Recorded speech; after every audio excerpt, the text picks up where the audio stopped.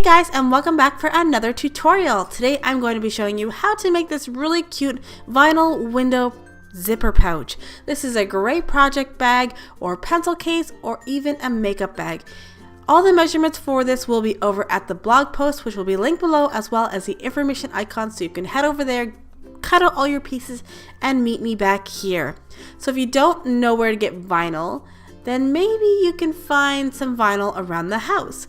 This is what I did, and I actually had a sheets cover. This is my duvet cover packaging, and it had some really nice vinyl on it, so I decided to just cut it up and use that vinyl. But they do definitely sell vinyl by the roll over at your local fabric store. So I am using cotton for the rest of the bag. The polka dotted is actually a canvas fabric, so it's a little bit thicker. So if you wanted to use a medium weight interfacing to put on the back of your cotton fabric, you could do that, or you could just completely omit it. Cotton would be fine, but if you wanted to have a more rigid bag, then I would definitely stick with some interfacing.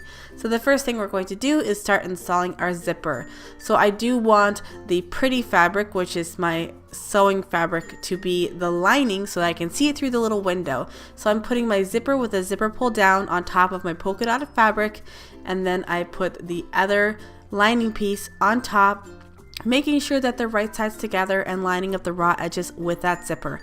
And then I'll just sew down the one side of my zipper.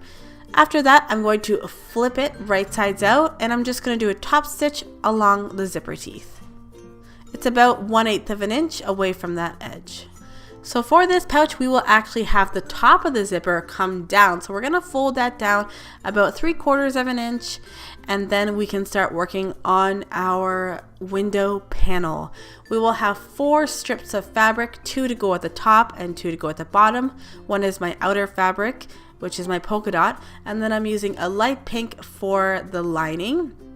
So I'm just going to sandwich that with the vinyl in between, and we'll do that for the top and the bottom of the longest edge of your vinyl. So off camera, I did put clips. Wherever possible, you definitely want to use clips when you're working with vinyl, just so that you don't compromise the integrity of the vinyl and cause it to rip. When you do sew with vinyl, you also want to have a little bit of a longer stitch length, because if you make it too short, you could end up just causing perforations that will just make your vinyl tear right off of your fabric. So I'm using a 3, you can even go up to a 3.5 for this. So I'm just going to sew on the 2 pieces on the one side and then the 2 pieces on the other side, and then we will flip them down and we'll do a top stitch on top just to make it look nice and neat, and it keeps the fabric laying flat. So I hope you're enjoying the tutorial so far. If you are, I would love it if you gave me a big thumbs up. And if you're not already subscribed, then hit the subscribe button and also that bell notification so you can be alerted for future and fun tutorials. And also my Instagram and Facebook, I post tons over there, and all those links are down below. So after you're done doing your top stitch along these pieces of fabric, then we're gonna go warm up our iron, because we're gonna do a little bit of ironing. And we'll also need that for the bias tape that will be used around the bag. So this part is the top of our vinyl panel, and we're just going to fold that down 1/4 of an inch on both sides, and this is what's going to wrap around our zipper. I was trying to figure out the best way to make this, and it's a little bit tricky when you don't have 2 sets of lining like you would normally have in a regular zipper pouch. So this is the best way that I could figure it out. So like I said, I'm just going to iron those raw edges down. Make sure you don't get too close to your vinyl, because you don't, of course, want to melt it. And then I'm going to pin that top piece down where we folded it, just to keep it nice and straight. And then we will place our front window panel on top, and then just put that zipper in between, and we'll just pin that right along the zipper. I don't mind using pins here because I know that I won't be poking it into my vinyl. And then after, you can just top stitch that down, and then that will secure your panel to your zipper. So if you want to sew this with the zipper pulled down, you can do that, or you can do it up and just lay the whole project flat. Doesn't matter. We're just going to do that top stitch, and like I said, that will secure our panel to our zipper. So next we will start working on our bias tape. I made my own, but if you wanted to grab store-bought, you could totally do that. So first, to prepare my bag for the bias tape, I'm just going to put some pins in the fabric portions just to keep my bag nice and flat, so there's no shifting when I do the bias tape.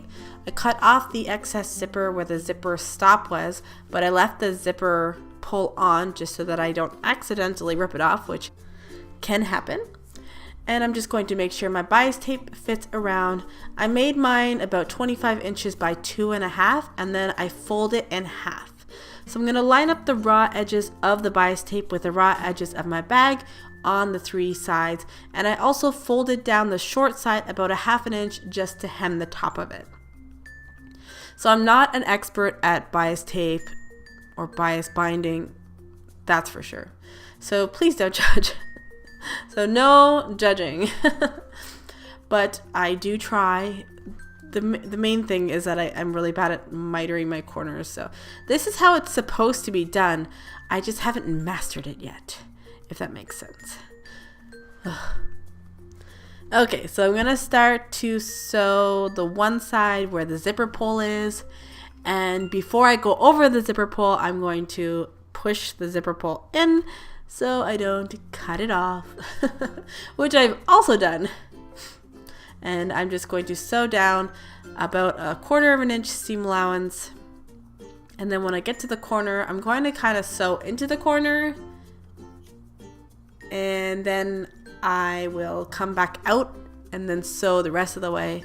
And see, I don't really like to pin my bias binding just because, as you can see, I ended up with a lot more at the end. So I don't know how that works.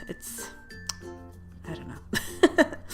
Okay, so now that I've done that, I'm just going to snip off some of the excess. Sometimes there might be a little bit too much on the sides, and you might need to trim down your seam allowance, just depending on your binding and all those different factors. So mine seem to be pretty good, so I'm just going to fold the binding over the raw edge, and then I'm going to secure the binding down. I'm just going to start by sewing that top part down, and then I pivot my project, and then I will just sew down the folded edge of the binding. Hopefully it will go nicely on the other side of the binding. Ideally you want it to go kind of in the ditch, I think is what I've heard, but if not, I don't know. Like I said, I'm not an expert, and honestly, when I do binding on larger things like quilts and things, I actually just sew it by hand because I find it looks a lot nicer, and I like to hide the stitches. So you could totally do that too if you wanted to. So after that, then you're done. How adorable did this turn out? I love to use like the neutral background and then the pop of print inside. And I love this fabric. I got it over at Joann's. So I hope you enjoyed this tutorial. If you did, please give me a big thumbs up. And of course, don't forget to subscribe. And thank you so much for watching. And I will see you guys in my next video. Bye guys.